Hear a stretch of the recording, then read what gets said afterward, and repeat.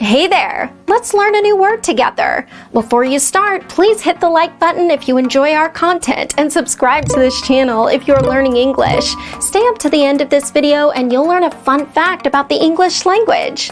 Let's begin. Patent. Patent means license giving sole right to make, use, or sell invention. For example, he took out a patent for an improved steam hammer. He took out a patent for an improved steam hammer. Synonyms: copyright, license, legal protection. Awesome! You learned that quickly. Let's put it in some sentences to understand how to use it. The first exemplar. A design patent was filed and issued in 1986. Now, repeat after me. A design patent was filed and issued in 1986. The second exemplar.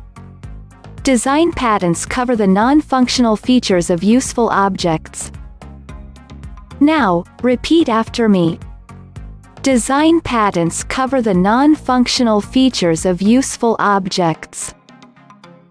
The third exemplar. Defenders of business method patents say they encourage innovation. Now, repeat after me. Defenders of business method patents say they encourage innovation. Now let's learn an interesting fact about the English language. A new English word is created every 98 minutes.